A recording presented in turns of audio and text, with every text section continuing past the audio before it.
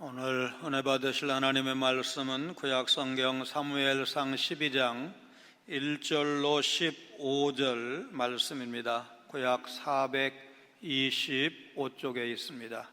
1절부터 15절 우리 한 목소리로 봉독하시겠습니다. 사무엘이 온 이스라엘에게 이르되 보라, 너희가 내게 한 말을 내가 다 듣고 너희 위에 왕을 세웠더니 이제 왕이 너희 앞에 출입하느니라. 보라, 나는 늙어 머리가 휘어졌고 내 아들들도 너희와 함께 있느니라. 내가 어려서부터 오늘까지 너희 앞에 출입하였거니와 내가 여기 있나니 여호와 앞과 그의 기름 부음을 받은 자 앞에서 내게 대하여 증언하라. 내가 누구의 소를 빼앗았느냐, 누구의 나귀를 빼앗았느냐, 누구를 속였느냐, 누구를 압제하였느냐, 내 눈을 흐리게 하는 뇌물을 누구의 손에서 받았느냐, 그리하였으면 내가 그것을 너희에게 갚으리라 하니, 그들이 이르되 당신이 우리를 속이지 아니하였고 압제하지 아니하였고 누구의 손에서든지 아무것도 빼앗은 것이 없나이다 하니라. 사무엘이 백성에게 이르되 너희가 내 손에서 아무것도 찾아낸 것이 없음을 여호와께서 너희에게 대하여 증언하시며 그의 기름 부음을 받은 자도 오늘 증언하느니라 하니, 그들이 이르되 그가 증언하시나이다 하니라. 사무엘이 백성에게 이르되 모세와 아론을 세우시며 너희 조상들을 애굽 땅에서 인도하여 내신 이는 여호와이시니 그런즉 가만히 서 있으라. 여호와께서 너희와 너희 조상들에게 행하신 모든 공의로운 일에 대하여 내가 여호와 앞에서 너희와 담론하리라. 야곱이 애굽에 들어간 후 너희 조상들이 여호와께 부르짖음에 여호와께서 모세와 아론을 보내사 그 두 사람으로 너희 조상들을 애굽에서 인도해 내어 이곳에 살게 하셨으나 그들이 그들의 하나님 여호와를 잊은지라 여호와께서 그들을 하솔 군사령관 시스라의 손과 블레셋 사람들의 손과 모압 왕의 손에 넘기셨더니 그들이 저희를 치매 백성이 여호와께 부르짖어 이르되 우리가 여호와를 버리고 바알들과 아스타롯을 섬김으로 범죄하였나이다.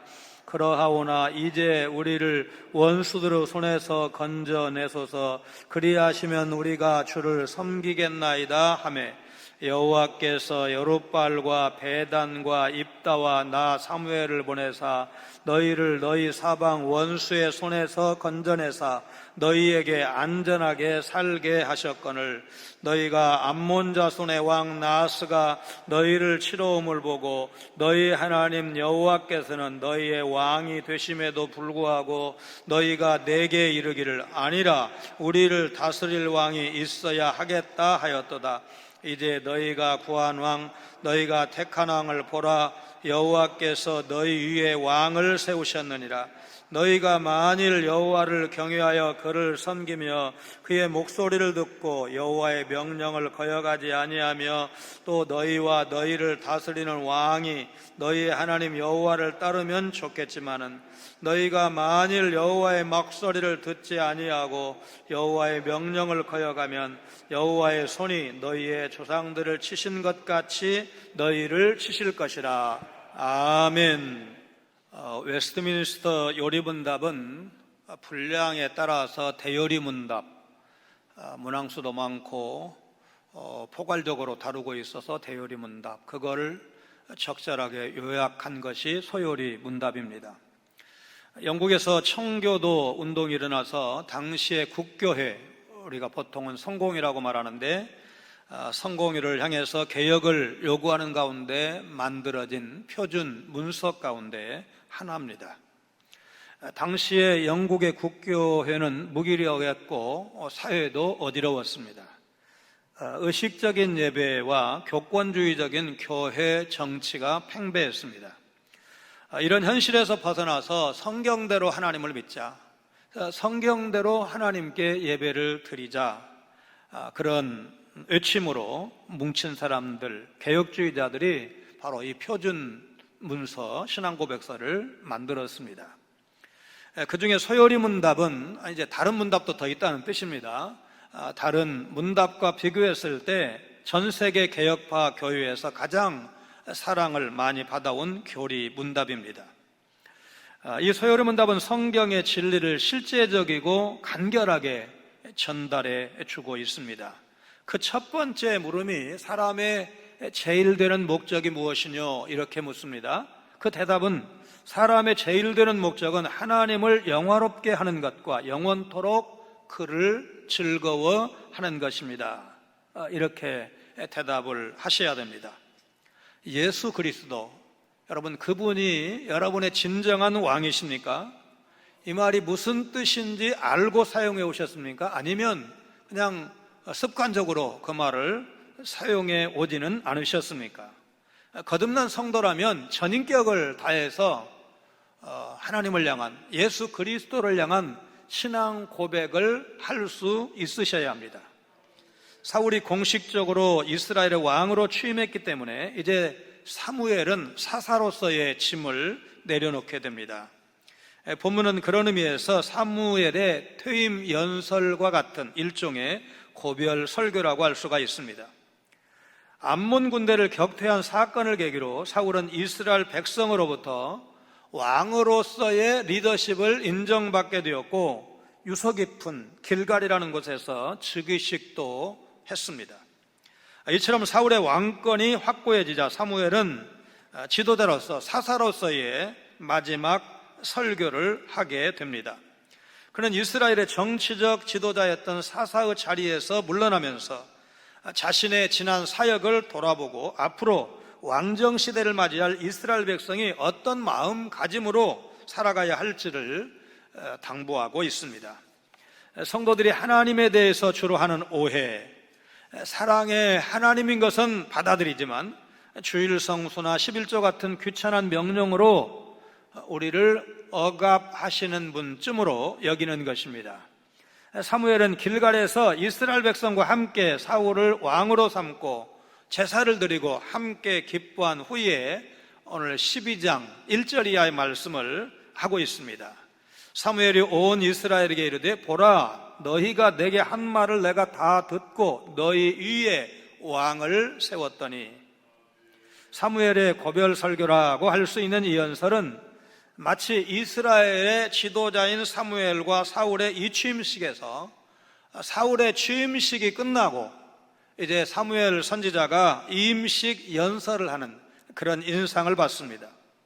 사무엘은 이스라엘 백성의 말을 다 듣고 그들의 요구대로 왕을 세워줬는데 백성을 두려워해서가 아니라 8장 7절을 보면 하나님께서 허락하셨기 때문에 이제 왕을 세웠습니다. 2절에 너희 앞에 출입하느니라는 말은 사울이 백성 앞에서 공적인 삶을 산다는 것이고 백성의 지도자로서 백성을 다스린다, 그런 뜻입니다. 이제 왕이 너희 앞에 출입하느니라. 보라 나는 늙어 머리가 휘어졌고 내 아들들도 너희와 함께 있느니라. 내가 어려서부터 오늘까지 너희 앞에 출입하였거니와. 사무엘은 자신 지금까지 백성의 지도자로 살아왔고 이제부터는 사울이 그 바통을 이어받아 왕으로서 이스라엘 백성의 지도자로 살아갈 것이라고 말합니다. 사무엘은 왕정 체제로 전환하는 이스라엘의 전환기 가운데서 자신의 역할을 분명히 알고 온전히 순복한 사람이었습니다. 마지막까지 하나님의 뜻에 온전히 순종하는 이 사무엘의 태도를 통해서 우리도 배워야 합니다. 1517년 10월 31일 마르틴 루터가 종교개혁의 깃발을 높이던 시대적 배경은 타락한 로마 천주교의 지도자들이 있었습니다. 성직 매매가 자행되고 있었고 성 베드로 대성당 건축을 위해서 면죄부를 판매하는 부패와 타락의 길을 걷고 있었습니다. 루터는 로마 천주교의 부패, 잘못에 대해서 95개 조항의 반박문을 발표했습니다. 이런 종교개혁의 발단이 되었는데 이로 인해서 그는 큰 위협을 받게 됩니다. 루터 이전에도 체코의 얀 후스, 또 사보나 롤라와 같은 선각자들이 있었는데 그들은 이단자로 몰려서 교회 재판을 통해서 화형을 당합니다. 종교개혁에 대한 신성 로마 제국의 황제 찰스 5세의 압박이 계속됩니다. 루터 역시 이단으로 몰려서 소환을 받고 법정에 서게 됩니다. 당시 로마 천주교에 대항하는 것은 죽음을 자초하는 일과 같았고 1529년 4월 20일 최후 통첩을 받은 루터는 그야말로 벼랑 끝에 서 있는 것과 같은 그런 상태였습니다. 격렬한 법정 싸움이 예상되는 의회 소환 전날 주님이 피난처가 되어주시고 자신을 대신해서 싸워주실 것을 믿으면서 지은 찬송이 585장 내주는 강한 성이요, 이 찬송입니다.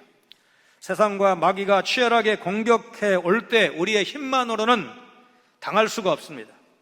우리의 피난처요 힘주시는 주님이 함께 하실 때만 싸워 이길 수가 있습니다. 사무엘은 어린 시절부터 하나님께 부름받아 긴 세월 동안 사사로 지내면서 이스라엘을 다스렸습니다. 이제 자신의 머리가 휘어졌고 아들들도 장성해서 백성과 함께 있다고 말하는 것으로 보아서 은퇴할 때가 된 사실을 강조하고 있습니다. 사무엘은 이제 이스라엘의 지도자 자리에서 물러나면서 그동안 자신이 청렴하게 이 직을 감당했다고 말하고 있습니다. 3절입니다. 내가 여기 있나니 여호와 앞과 그의 기름 부음을 받은 자 앞에서 내게 대하여 증언하라. 내가 누구의 소를 빼앗았느냐, 누구의 나귀를 빼앗았느냐, 누구를 속였느냐, 누구를 압제하였느냐, 내 눈을 흐리게 하는 뇌물을 누구의 손에서 받았느냐, 그리하였으면 내가 그것을 너희에게 갚으리라 하니. 사무엘은 이스라엘의 사사요 제사장요 선지자로서 막강한 자리에 있었습니다.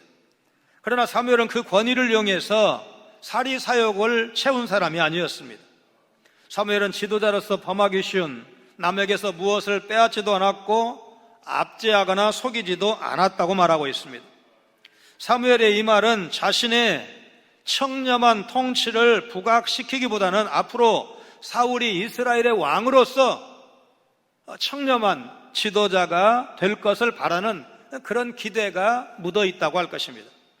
4절, 5절 백성이 사무엘이 청렴한 지도자였다는 사실을 동의하고 있습니다. 그들이 이르되 당신이 우리를 속이지 아니하였고 압제하지 아니하였고 누구의 손에서든지 아무것도 빼앗은 것이 없나이다 하니라. 사무엘이 백성에게 이르되 너희가 내 손에서 아무것도 찾아낸 것이 없음을 여호와께서 너희에게 대하여 증언하시며 그의 기름 부음을 받은 자도 오늘 증언하느니라 하니 그들이 이르되 그가 증언하시나이다 하니라. 사무엘의 손에서 백성이 아무것도 잘못을 찾아낸 것이 없다는 말, 사무엘이 이스라엘 지도자로 재직한 동안 잘했다는 뜻입니다. 깨끗했다는 뜻입니다. 그는 어린 시절 엘리 대제사장의 두 아들 홈리와 비느하스가 제사장 직분을 이용해서 재물을 갈취하고 사욕을 쫓다가 하나님의 무서운 심판을 받은 것을 보고 많이 생각했을 것입니다. 그래서 사무엘은 하나님 앞에서나 사람 앞에서나 부끄러울 것이 없는 지도자의 아주 전형을 보여주고 있습니다.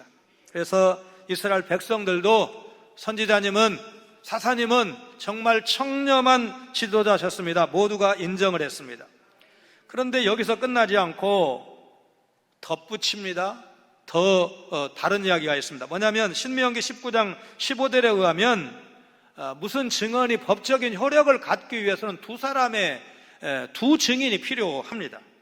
사무엘은 자신의 결백에 대해서 백성들이 동의했다는 것을 확인받기 위해서 하늘의 통치자이신 하나님과 이스라엘의 통치자인 사울을 증인으로 세웁니다.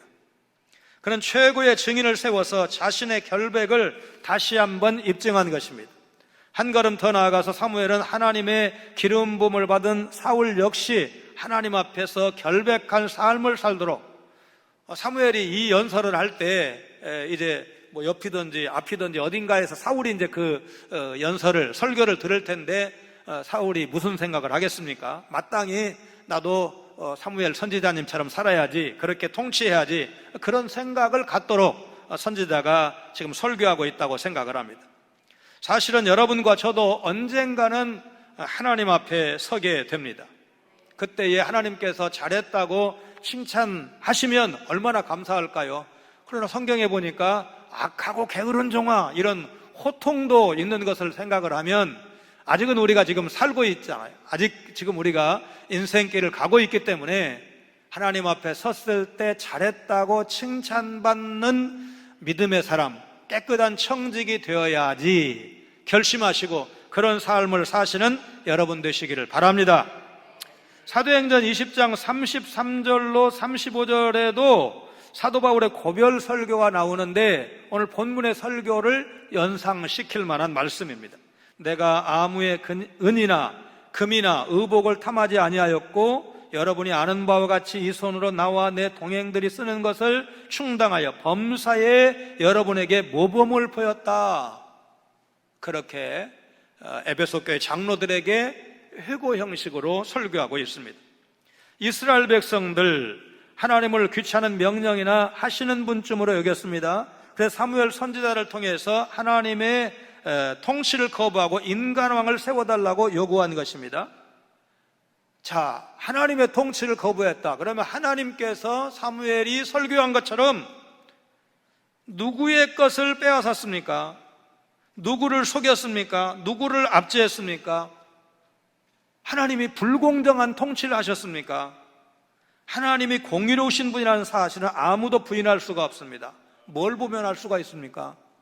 하나님은 우리의 죄, 우리의 불의를 다 청산하시기 위해서 그분의 아들이신 예수님을 십자가의 죗값으로 죽게 하실 만큼 죄를 미워하셨습니다.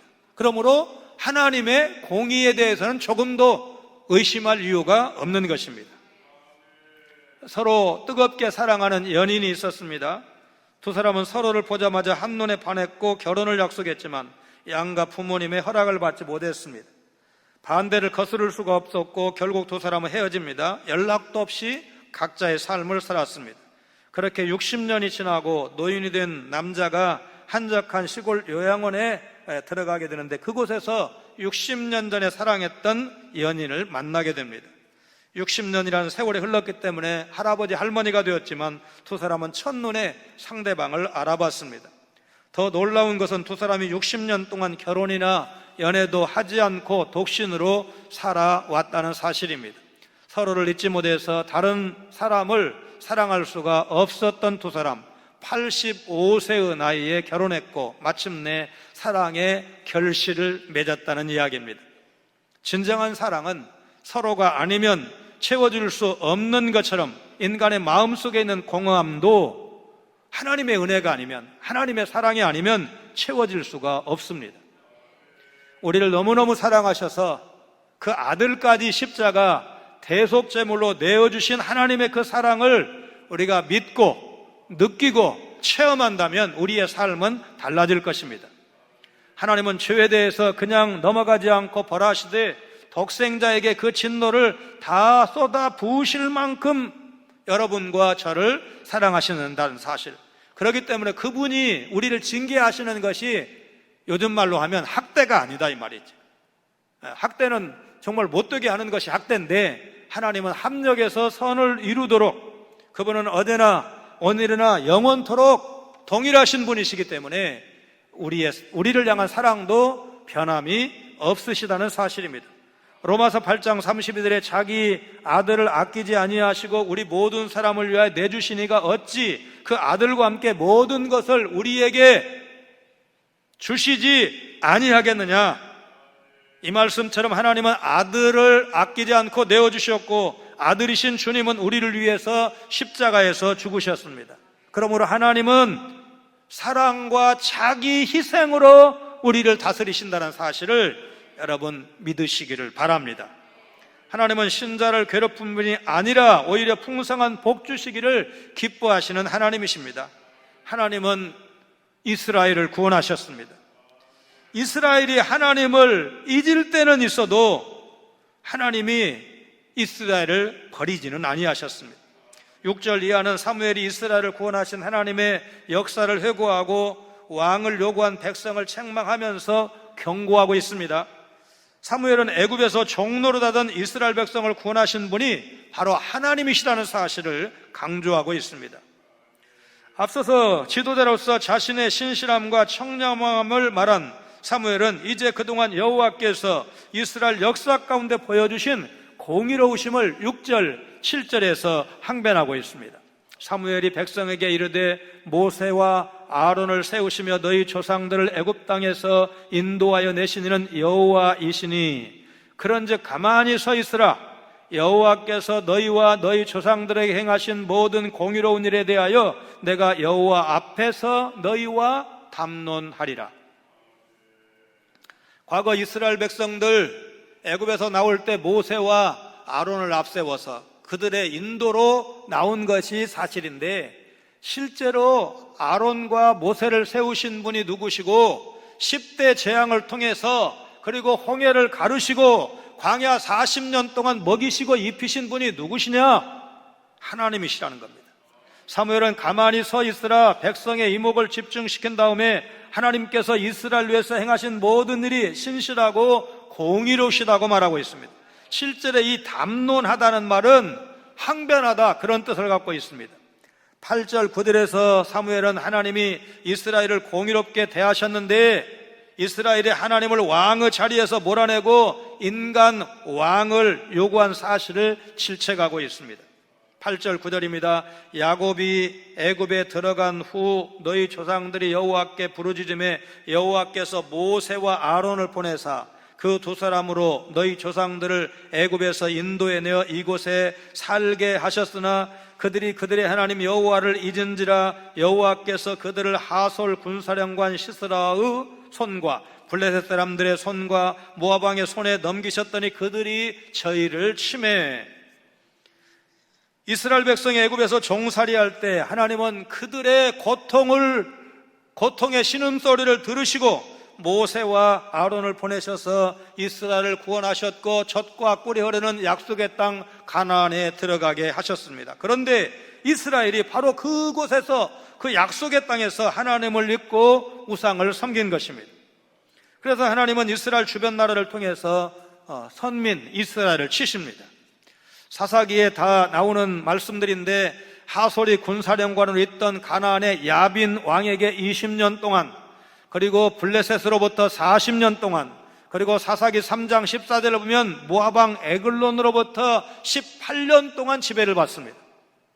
10절입니다. 백성이 여호와께 부르짖어 이르되 우리가 여호와를 버리고 바알들과 아스타롯을 섬김으로 범죄하였나이다. 그러하오나 이제 우리를 원수들의 손에서 건져내소서. 그리하시면 우리가 주를 섬기겠나이다 하매, 이스라엘은 이방 민족의 침략과 압제 가운데 하나님께 부르짖고 바알과 아스타롯 우상을 섬긴 것을 뉘우치면서 하나님만 섬기겠다고 다짐을 합니다.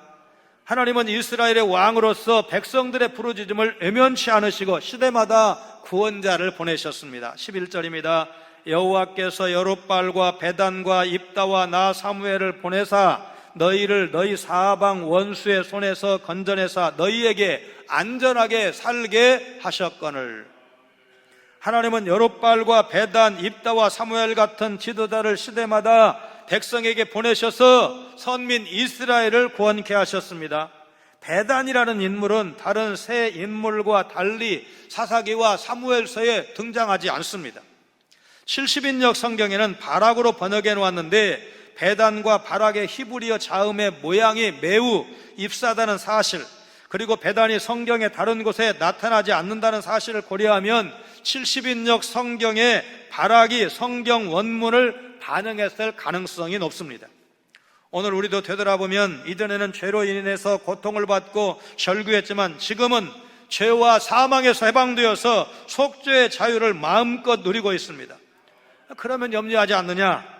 코로나로 인해서 이 불경기에 직장을 구할 수 있을지, 자녀들이 나이 먹어가는데 많은 이들에게 축하받는 복된 결혼을 할 수 있을지, 전세난이 심한데 보탤 돈도 없어서 너무 힘드는데 과연 집을 구할 수 있을지, 큰 병에 걸리면 어떻게 할지 우리도 걱정할 수 있습니다. 언젠가 갤럽에서 이제 한국 사람들을 대상으로 돈으로 행복을 살 수 있습니까? 이렇게 묻는 조사를 실시를 했습니다. 무려 90%의 사람들이 돈으로 행복을 살 수 있다고 대답을 했고, 이 수치는 함께 조사한 같은 질문을 10개 나라 시민들에게 물었는데 불명예스럽게도 우리가 압도적인 1위였습니다. 그런데 스탠퍼드 대학의 비즈니스 스쿨의 연구에 의하면 사람들이 바라는 진정한 보상은 금전적 보상이 전부가 아니라고 합니다.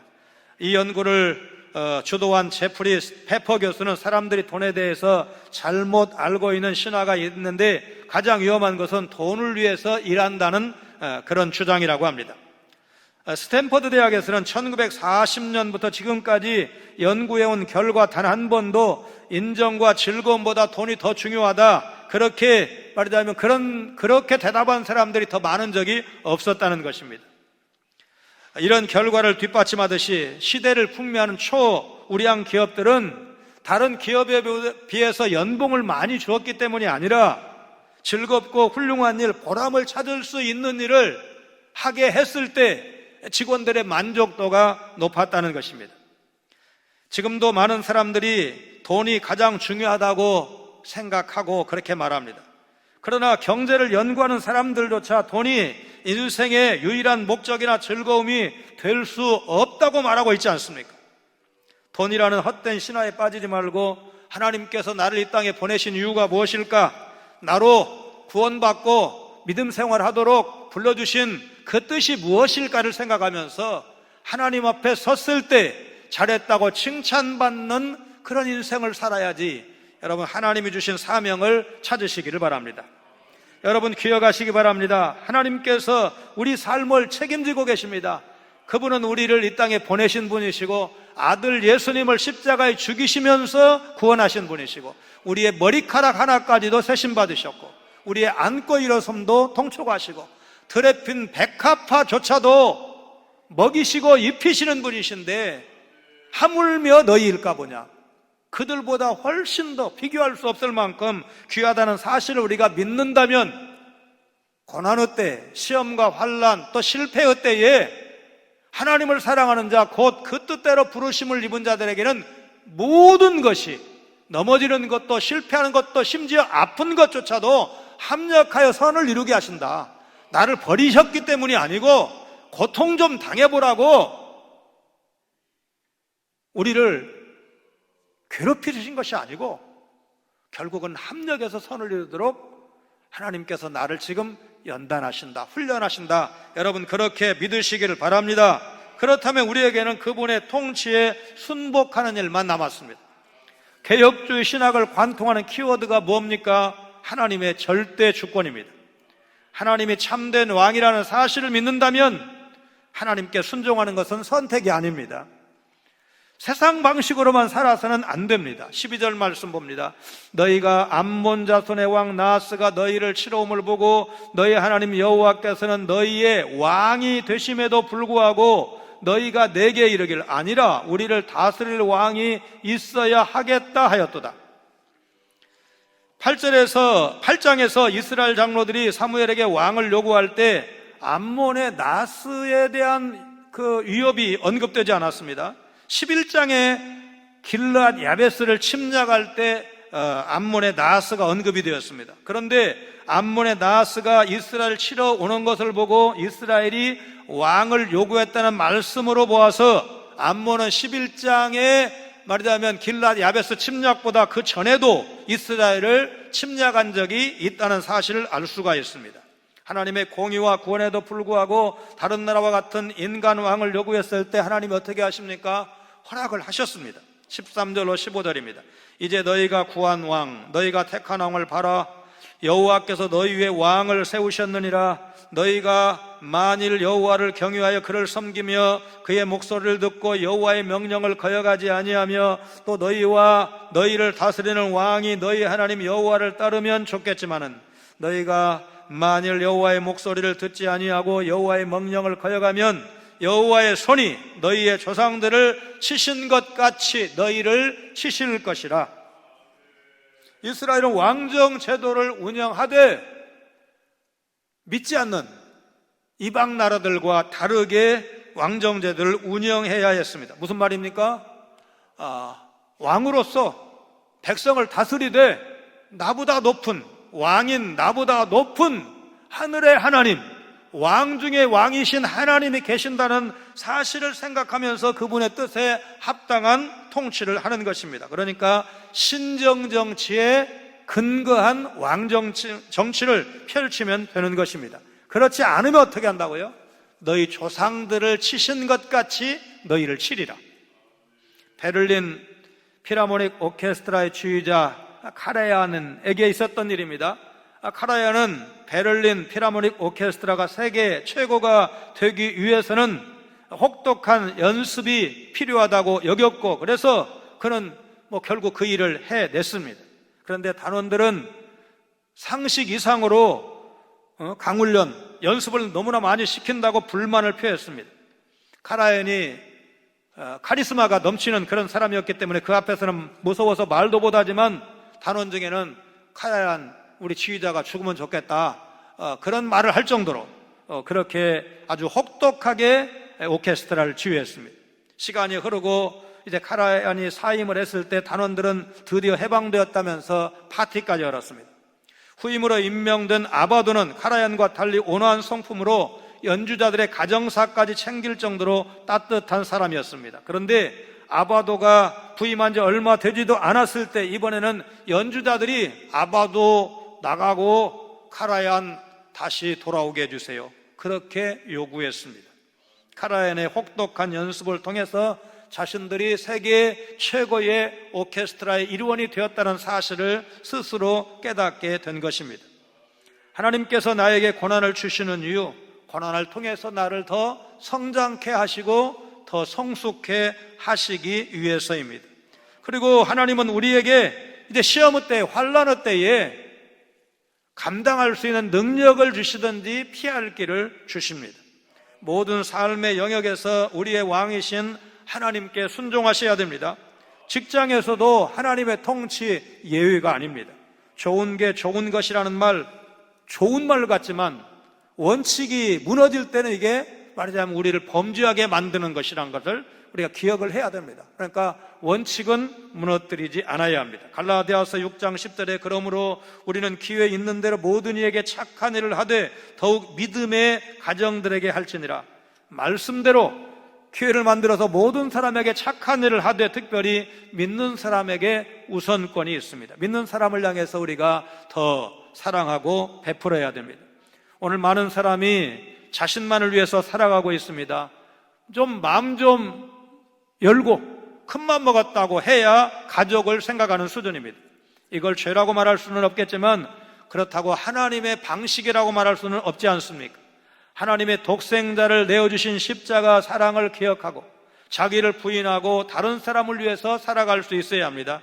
이웃을 내 몸같이 사랑하라고 하신 예수님의 명령이 우리를 통해서 세상을 변화시킬 것입니다. 예수께서 진정 우리의 왕 되심을 매일 매 순간 고백하면서 나의 왕이신 그분이 오늘 나를 통해서 우리 가정을, 우리 교회를, 내 삶의 현장을 어떻게 변화시키기를 원하시는지 늘 물으면서 주님, 내가 우리 가정을 위해서 해야 될 일이 무엇인가요? 그러면 내가 무거운 짐을 졌다고 생각할 수도 있지만 그러나 주님의 제자로서의 삶의 모습을 우리 가정에서 제대로 보인다면 여러분 우리 가정이 어떻게 변화되겠습니까? 그런 교우들이 많아지면 여러분 교회가 어떻게 변화되겠습니까? 우리 사회가, 교회가, 기독교가 비율이 엄청 높아졌음에도 불구하고 초대교회 때보다 지금 못하다고 한다면 그 원인을 어디에서 찾을 수가 있겠습니까? 하나님께서 나를 오늘 여기에 세우신 이유, 가정에서, 직장에서, 교회에서, 삶의 현장에서 내가 그리스도를 따르는 그리스도의 제자로서 살아가야 될 삶의 자세를 생각을 하면서 주 앞에 섰을 때 칭찬받을 수 있도록 첫 질문으로 들어가서 사람의 제일 드는 목적이 무엇이뇨? 하나님을 영화롭게 하는 것과 영원토록 그를 즐거워하는 것입니다. 이 말씀대로 삶으로 하나님 앞에 칭찬받는 여러분 모두가 되시기를 주의 이름으로 축원합니다. 거룩하신 하나님, 연단의 과정을 지나 지금 주의 일에 수종들게 하시니 감사를 드립니다. 나밖에 몰랐던 사람이 나보다 더 힘든 어려운 이웃을 생각하며 함께 살아갈 수 있도록 깨닫게 해주신 것도 감사를 드립니다. 하나님은 어떤 환경에서도 자기 백성을 버리지 않으시는 사랑의 하나님이심을 사무엘 시대에 패역한 이스라엘 백성을 통하여 알게 하심을 감사드립니다. 사무엘이 그 시대의 일꾼으로 부름받아 역사한 것 같이 저희들도 이 시대 교회와 가정, 복음을 위해서 부르심 받은 줄로 믿습니다. 초행길처럼 걱정하며 염려하는 가운데 달려왔던 지난 세월, 이제 이 코로나 시대의 그늘 넉넉하게 넘어가고 극복할 수 있도록 우리 하나님 역사하여 주옵소서. 예수님 거룩하신 이름으로 기도하옵나이다. 아멘.